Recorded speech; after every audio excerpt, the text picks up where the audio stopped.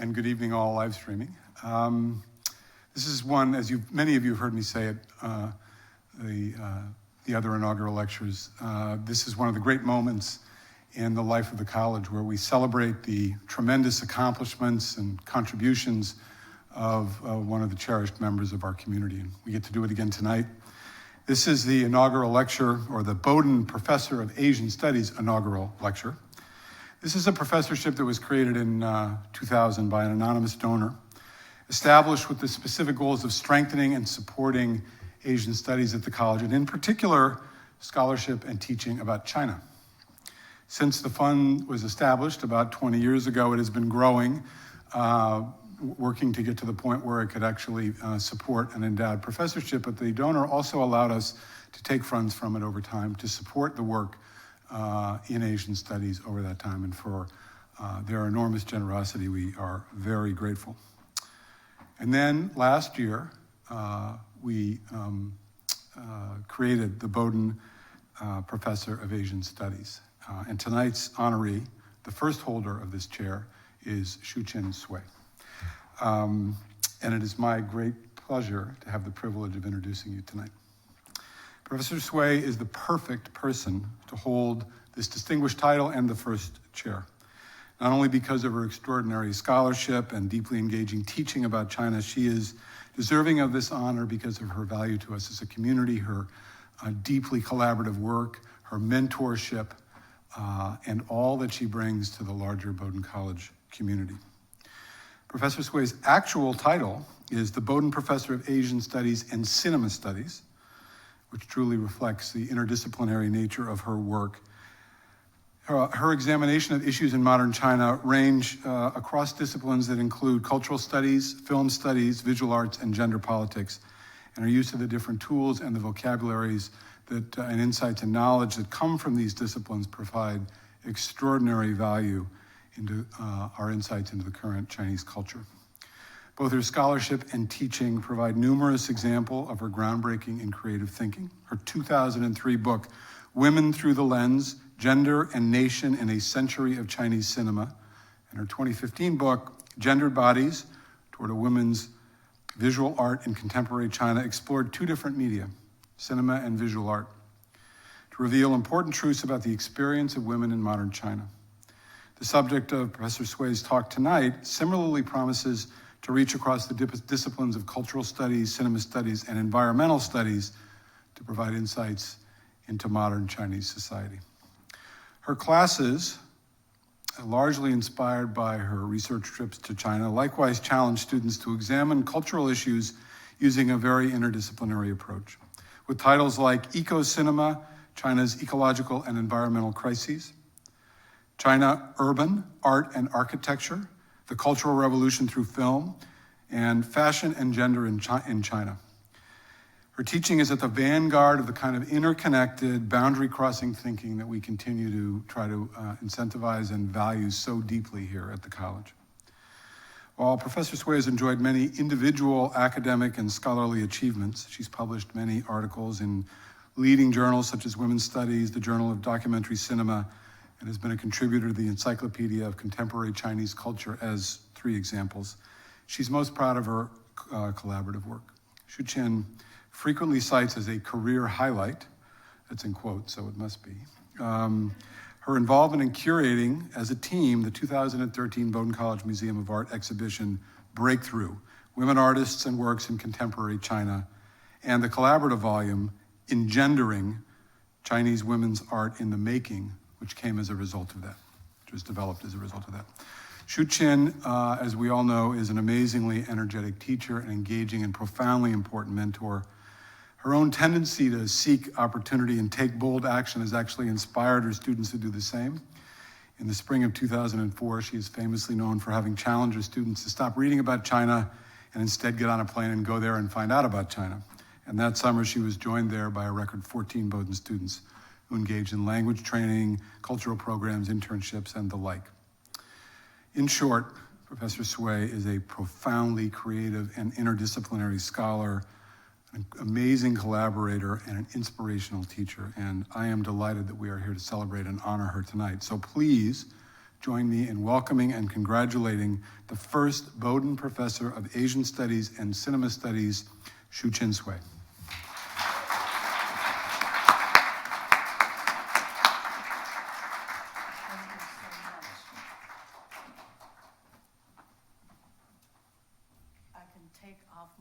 Mask temporarily for an hour, maybe.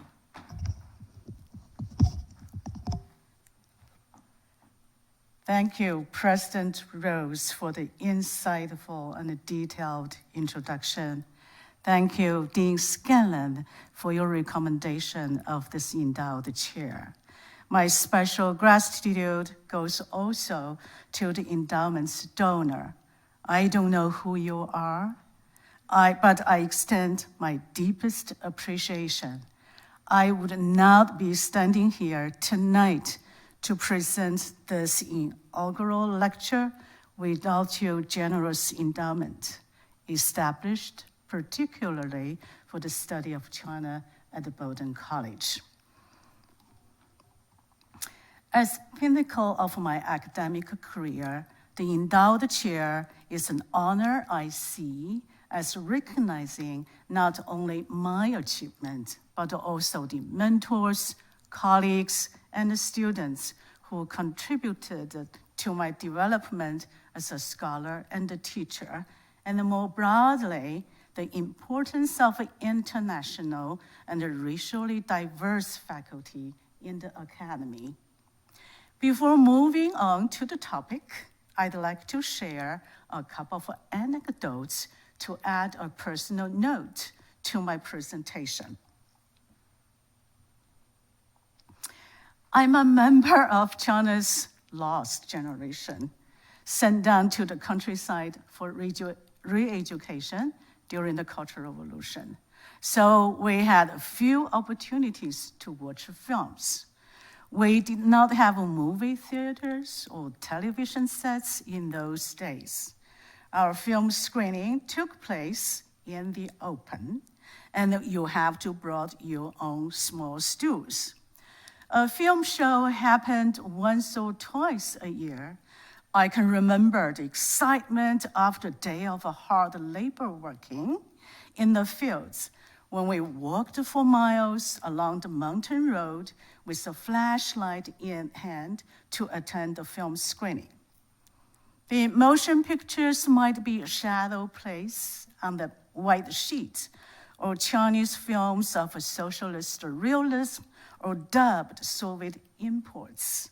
Fascinated by the images in motion without really understanding how films are made, young viewers like me learned to recite the conversations, act out the characters, or mimic the music score or songs. How could I have ever imagined that one day I would take up cinema studies and pursue a PhD at the University of Michigan, Ann Arbor? When the doors to higher education reopened after the Cultural Revolution ended, I became one of the fortunate members of the last generation by passing the national entrance examination and attending Xi'an Foreign Language University. My good fortune continued when China opened to the outside world, and I came to the United States to attend graduate school in the early years of the 1980s.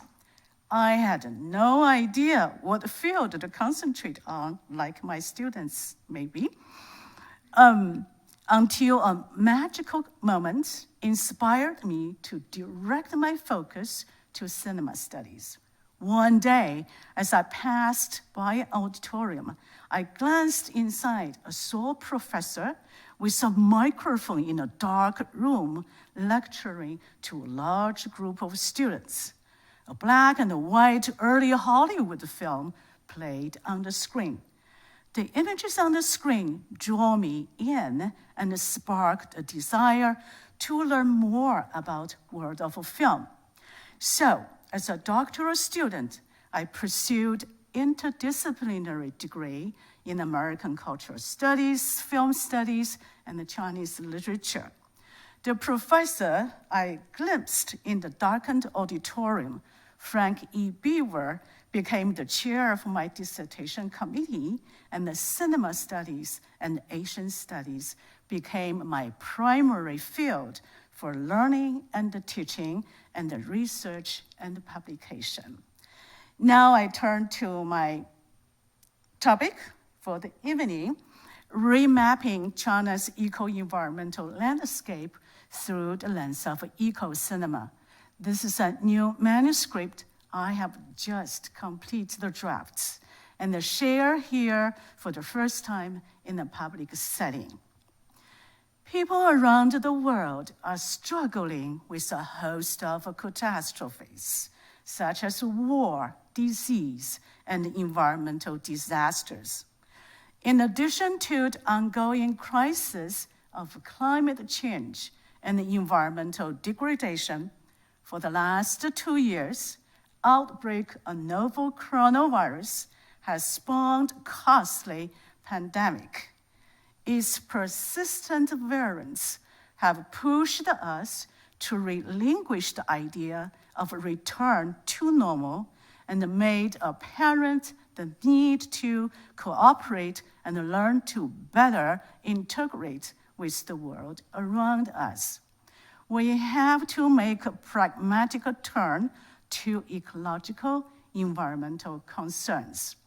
It is past time to critically reconsider human relations with the non-human world and find sustainable balance between humanity and environment.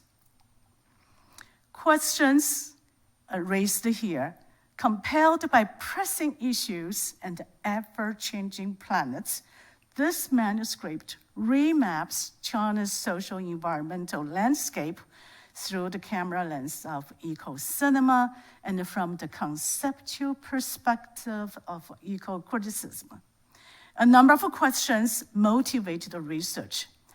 How might we redefine the relationship between nature and culture beyond binary oppositions and away from anthropocentric perspectives? How can we establish interdisciplinary crossings among environmental, Asian, and cinema studies? How should we reconsider environmental issues as transnational and global interactions? And to what extent can our research and teaching in the humanities help to provide our students with the means to better understand the changing world around them? In response to those questions, the manuscript presents several pragmatic turns, specifically to the environment, the landscape, the material, and the animal world. These turns challenge established anthropocentric traditions and explore instead the rhetorical capacities of a non-human world. With ecocriticism as a theoretical framework and the eco-films as cinematic practice, the project intends to bridge humanity studies with environmental realities such that nature and the environment, too often pushed to the social geological margins or confined to the visual background, comes into sharp focus. For the manuscript compiled with 12 chapters, I can only introduce and share a small portion of the work in the hour allotted here. The turn to the environment tries to understand the mutual relationships of humans and nature through history, asking how the environment shapes human history and how human actions reshape the environment. Bringing the environment into historiography, this section considers what happens when we revisit China's social-political history from an environmental perspective through the genre of disaster films. Two films directed by Feng Xiaogang take us to major catastrophes in the past. The Great Famine in 1942 and the Tangshan earthquake in 1976. As cinematic reconstructions of an environmental crisis, the two films invite the audience to the forgotten history of the famine and the lost memory of the earthquake. In the Great Famine in Henan, 1942, 3 million people died of starvation and 10 million became refugees. The world learned little about this devastating history, and even the victims choose not to remember. In the search for forgotten history and the lost memory, Back to 1942 rewrites a famine historiography and visualizes a famine narrative from multiple points of view, but primarily from an anthropocentric perspective. Photo images, publications produced by foreign journalists or American publishing houses provide evidence for a historiographical rewriting. Theodore White, American journalist and a Time magazine correspondent at the time, stands at the center as a heroic figure, and his photos, writings serve as a primary reference. White's status as a correspondent for Time and his journalistic investigation of the famine gave the film a legitimacy conferred by eyewitness working for a major media organization. In other words, the historical configuration ensures that Henan famine is revealed with a documentary effect or historical truth. In presenting White as a witness to the famine, the film portrays him as the man with a camera and a hero without fear. In addition, official or public discourse has often blamed natural disasters, such as floods and droughts and plagues of locusts, for causing the famine in Henan. Behind natural reasons, however, lay economic, political, and military actions. From this historical evidence, we realize that one cannot make a clear distinction between natural disaster and human catastrophe. Viewed from a political as well as ecological perspectives, the Henan famine illustrates the discursive transition of a famine from a natural disaster to human-induced catastrophe, or 天灾人祸 in Chinese. The concept correctly indicates the interplay of man and nature as responsible for the disaster. The landscape turn entails the alarming realization of the extent to which economic development and globalization has massively altered landscape, often to unbearable or irreversible ends.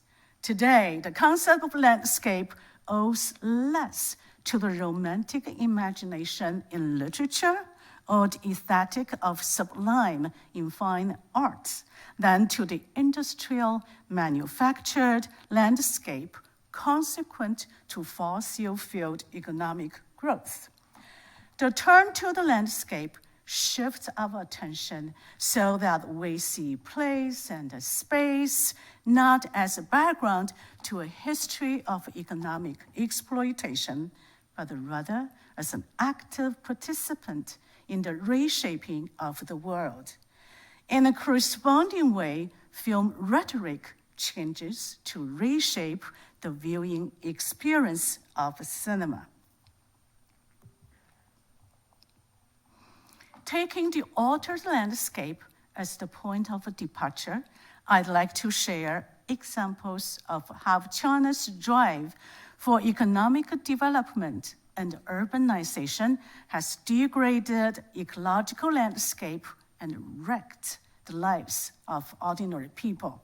Specifically, how the landscape as a process of transformation showcases place and space either in disappearance, altered into manufactured landscape, or transformed into a barren expanse in the form of a ghost city. Let me share a short clip of the beginning sequence of Zhao Liang's documentary, Behemoth.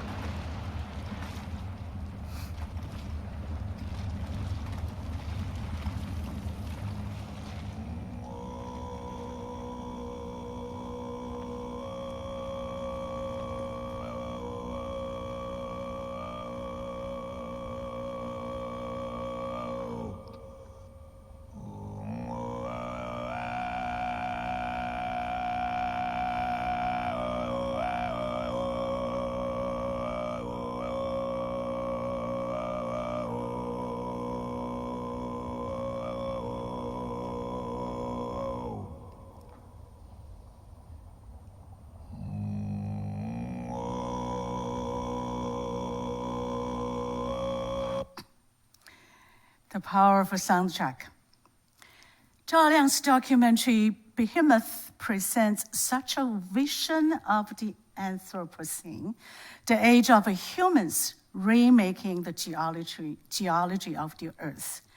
Zhao Liang's camera takes us to the landscape of Inner Mongolia, a land radically altered by the coal and iron mining industries.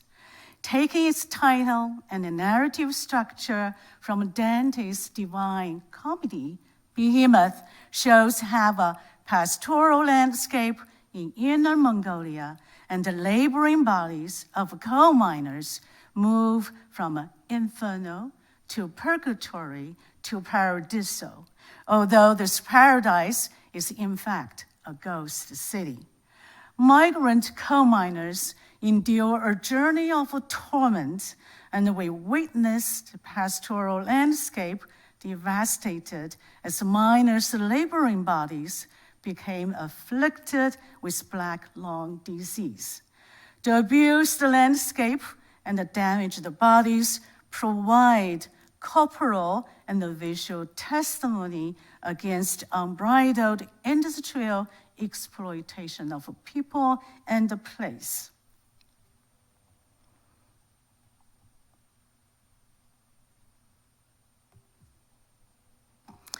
Behemoth foregrounds landscape in silence, like a diseased body suffering a slow death. The slow death generates a slow cinema. Neither conversations nor plot narratives move the film. Behemoth empowers the landscape with its own language.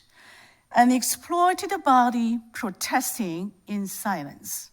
In a similar way, the film centers the diseased working body and its decline through a persistent gaze that we cannot avoid, a cinema of long takes and temporal duration. The journey led by the film director and his guide in Behemoth ends not in anything like Dante's vision of paradise, but rather in a dystopia, a modern ghost city. On this scale, one realizes that monsters destroying the planet are not individual entities so much as a humankind as a whole. The material turn calls for reconsideration of ways of seeing that have prioritized culture over nature, minds over bodies, words over things. In doing so, the emerging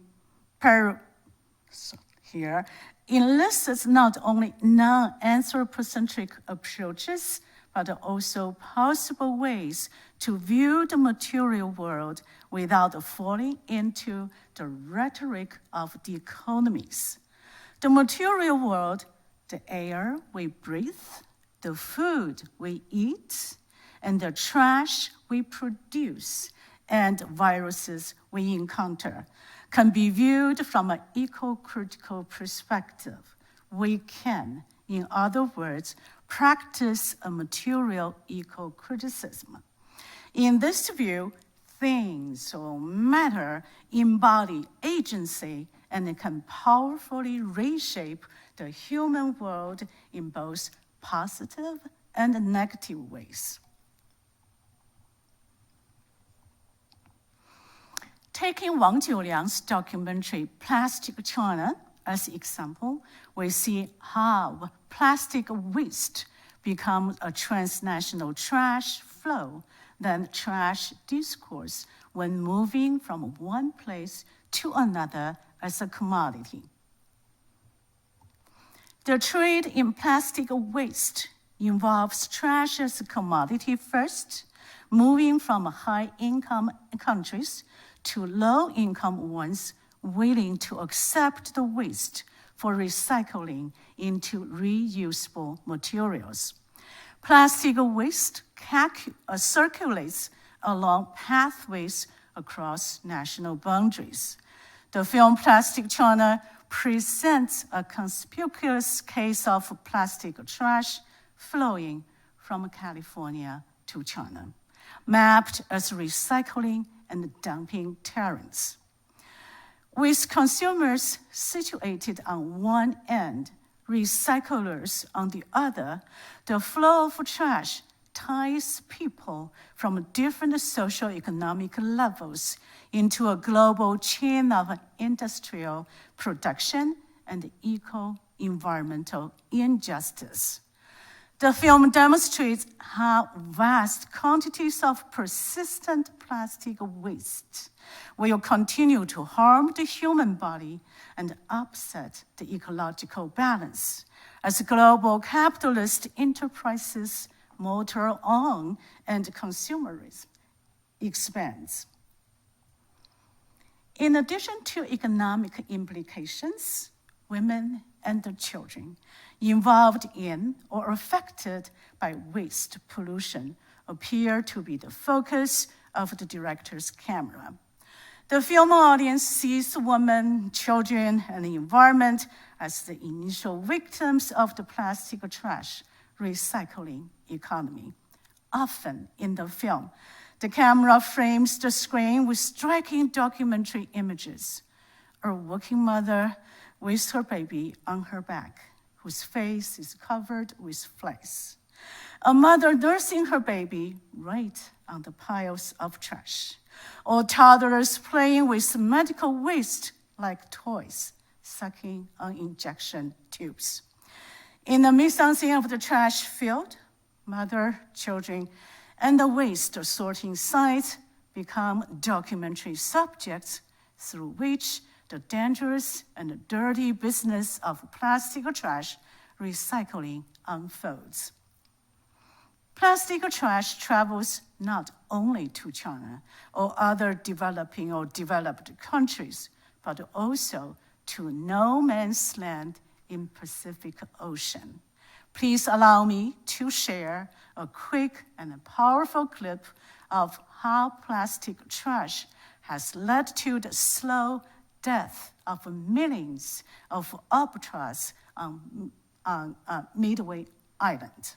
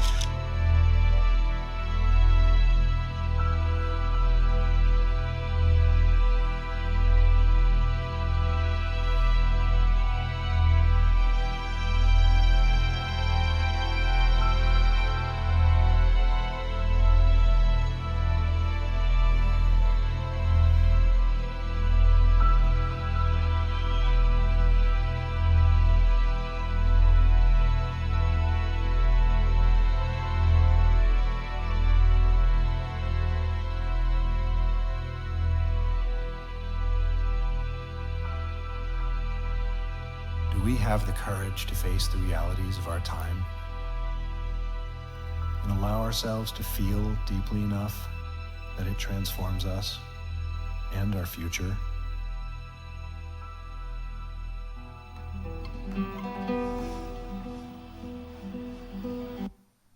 Films like this is the motivation for me to work on this project.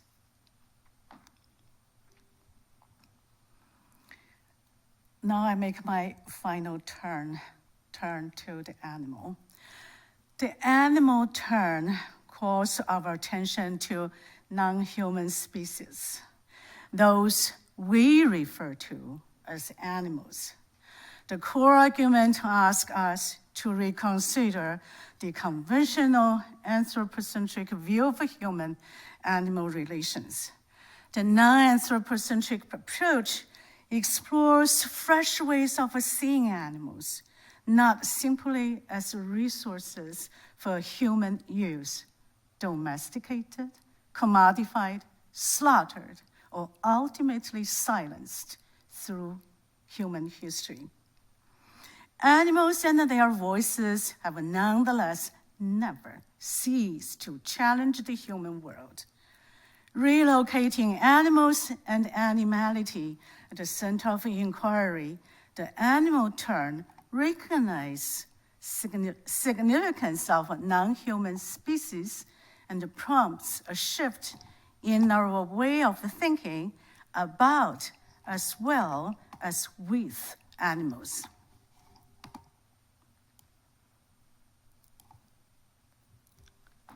Two films, Lu Chuan's 可可西里, Mountain Patrol, and Anna's Wolf Totem, illustrate cinematic construction of the animal turn. In this instance, situated against global capitalist conditions, as well as local pastoral traditions. The turn to animal takes us first to China's wilderness, a geopolitical periphery mapped by the Tibetan plateau and the grasslands of Inner Mongolia. The wilderness is a home to wild animals, Tibetan antelopes in Kekesili, and the Mongolian wolves on the grasslands. But even a remote animal habitat can succumb to the relentless push of a human intrusion. The wilderness as a trope of ecocriticism and the mise-en-scene of eco-cinema reflects this tragedy. The antelopes in Kekesili are poached to satisfy the greed of the global fashion markets. And the grassland wolves in wolf totem are extinguished from pastoral traditions. The question for how to cinematize animals arises as the camera shifts its focus to non-human species, and the film director's perspective moves from anthropocentric to environmental and ecological. The antelope bodies in Kekesili, especially the female ones, slaughtered during the calving season, revealed connection between the exploitation of women and the exploitation of non-human animals. The wilderness of Kekesili, with its masculine power and the feminine beauty, challenges as well as rejects romanticizing or reductive representations.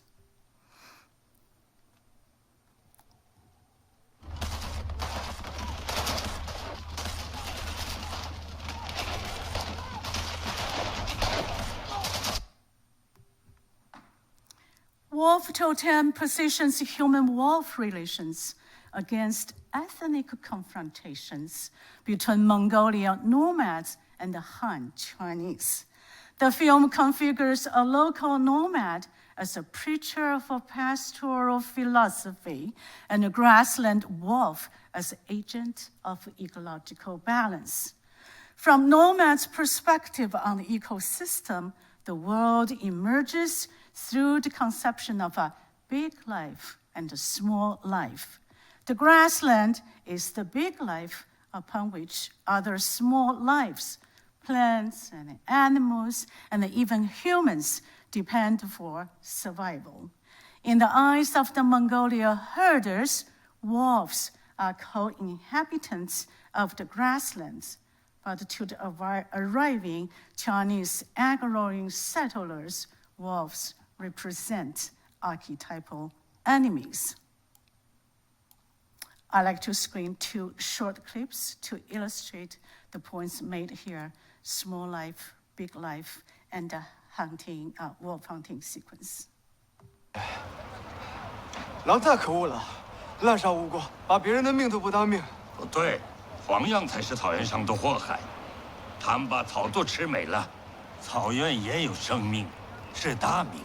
所有其他的都是靠大命才生存的小命。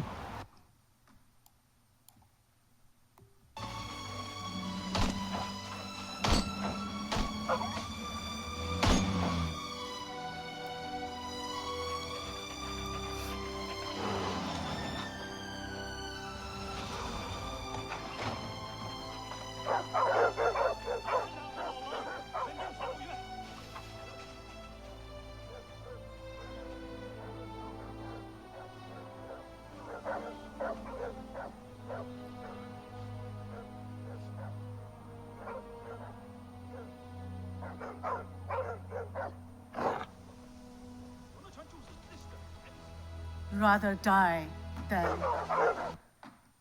submit itself. Wolf totem marks the beginning of the grassland turning to desert. The population of native wolves reduced to none, and the way of life for ethnic Mongolians disappearing.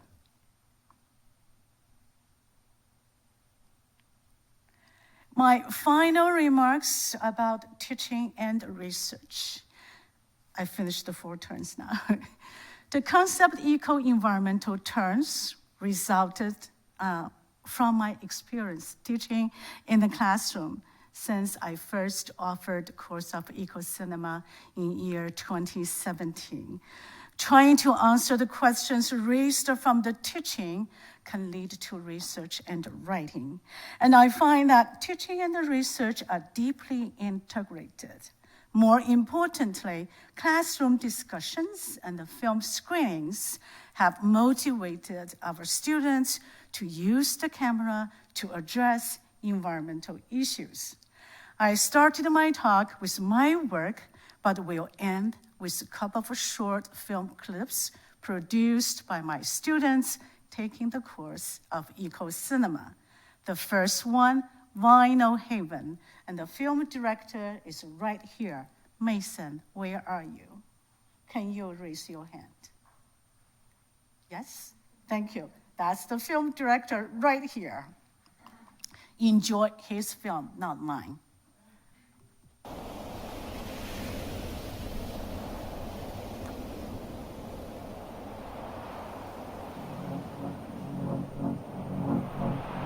I love the soundtrack.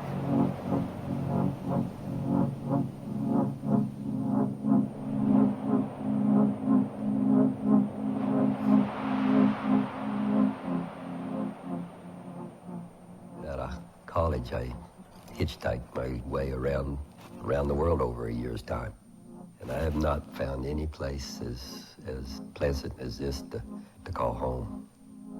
I think we have, for a long time, sort of held on to, the way things used to be. And I think now people are pretty convinced that we have to make some changes. There's a lot of changes, but like when I started out, you couldn't go to the bank and get a loan for a boat. You got an old leaky boat, you worked and got a boat that leaked less. I never had a new boat till I was 50 years old. And that's one of the things that changed is in the 90s when it started getting good fishing, you could get out of high school and go to the bank and say, I need $500,000 for a boat and 800 traps, I'm going lobstering. And the bank would look at you and say, you sure you don't want more? We'll give you more if you want it. You don't find high school students mowing lawns for $5. I mean, not when they can go out and haul traps or something for 4 or 5 times that. I mean, there's some teenagers here fishing in high school and making more money than I am. I mean, it's like this. Tend to be pretty industrious here. There's kids who still want to go into the fishing industry. There's a lot of students who it's like a generational thing. Their parents and grandparents and several generations have been in the fishing industries. They've had wonderful, wonderful years of lobster, and the fishermen are doing really, really good. So, but if something happens to the lobsters, I don't know what will happen to the island. Number 2, a very interesting topic. Not many will think about this.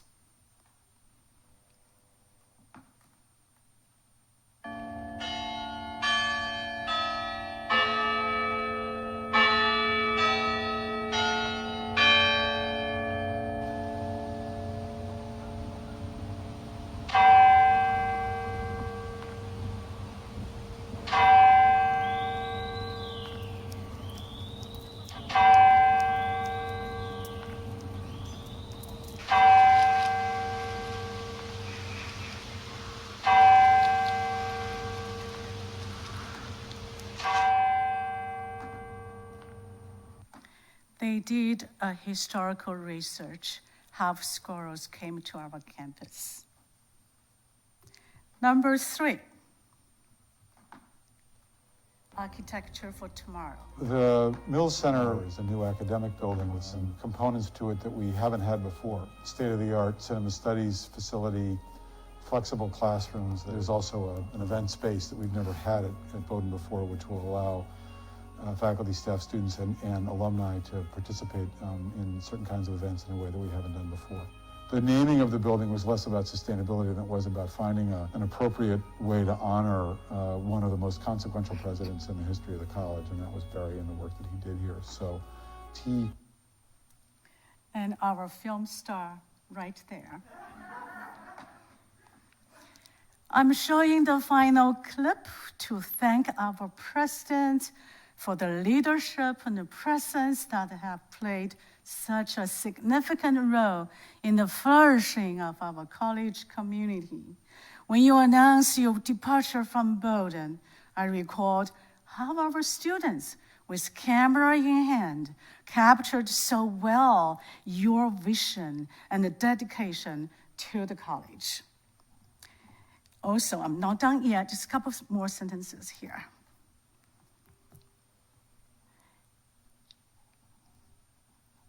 And thank you for being with me this evening. I dedicate this talk to the colleagues, students, and the friends who have supported me throughout my time at Bowdoin, a little bit over 20 years.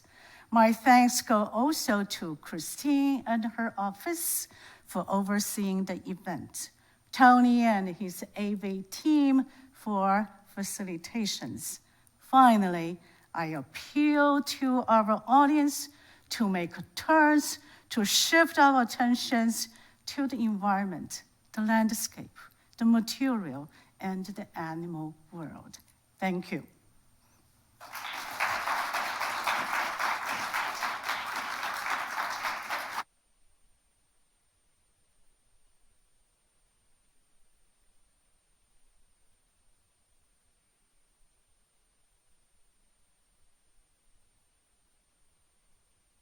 Take questions. Hope I can answer.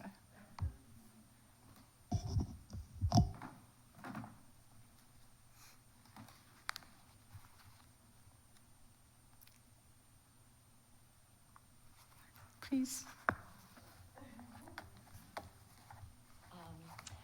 I was fascinated with what you had to say about the landscape turn, sort of figuring the landscape as a kind of not just background, but as a kind of character bearing witness to environmental degradation. Which kinds of landscapes did you survey in your work as bearing that kind of witness in the films you studied? Okay, what kind of landscape? In that section, I have 4 turns, turn to landscape. Under each turn, I have 3 films. And the film will address the landscape from different angle of views. One film manufactured the landscape, so that's the focal idea. It's not a natural landscape anymore. Landscape became into a manufactured one, and that's the film title. That's the film title too. Another one is the film Still Life, which means because the construction of a Three Gorges Dam. And a lot of migrants, away from their homes, change their homes and the towns and the cities into disappearance. So the argument is a disappearance. So I'm talking about, transformation into manufactured landscape and landscape in disappearing, and also the behemoth totally ravaged the natural landscape into a hell, really a hell. That's the most powerful film in that section that I shared a little bit. The other 2 films I did not share at all. So, topic, but the 3 approaches by 3 films.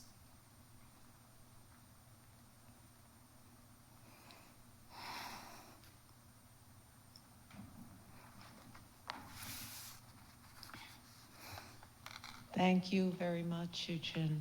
I was wondering, it looks like you use both documentary and fiction films in your work, and I wondered if you could talk about that a little bit. What are the kind of benefits or the tensions in using both to tell the stories that you want to tell? I shared with you that the project and the manuscript resulted in or from classroom. So the total of 12 or 15 films directly from the classroom. So that's the early preparation. And when I turned the teaching into writing, and I'm thinking, I don't have restrictions, doesn't have to be a documentary, doesn't have to be a fiction. You can see the title is China's Social Environmental Landscape. Actually 12 or 15 films made by all kinds of film directors. Chinese film directors, French ones, American ones, documentaries and the fictions, and even 29 shorts. So I'm not confined or restricted by any form of media. That's my way of research. I can handle, media work and the visual work, whatever supported arguments. So this is, title is China. No, environmental crisis is not a national issue. It's global. Yeah.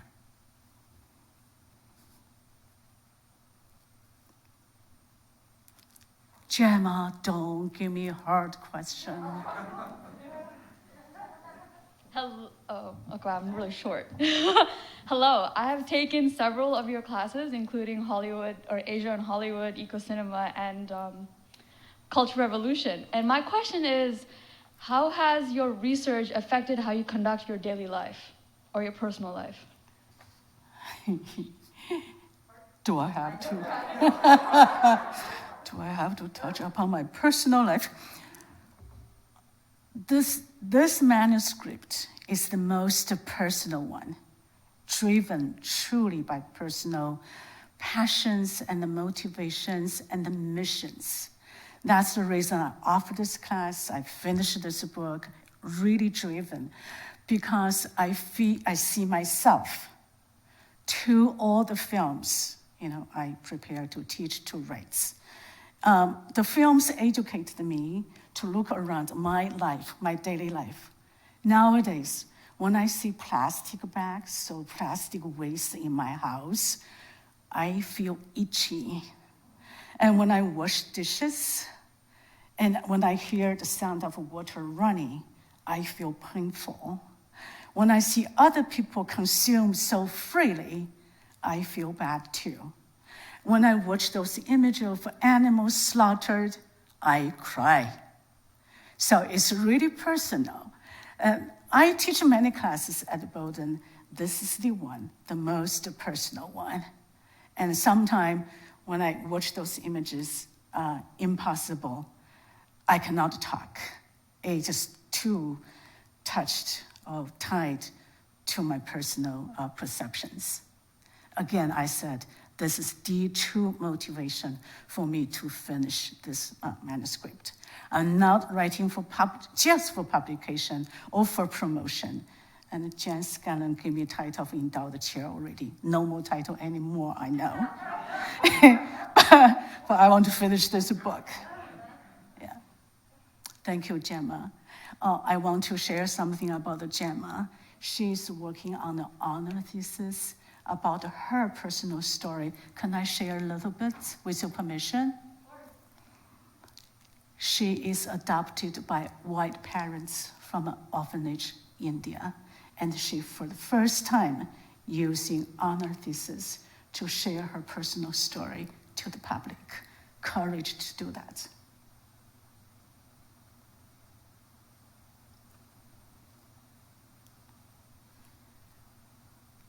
Are we done? Or more?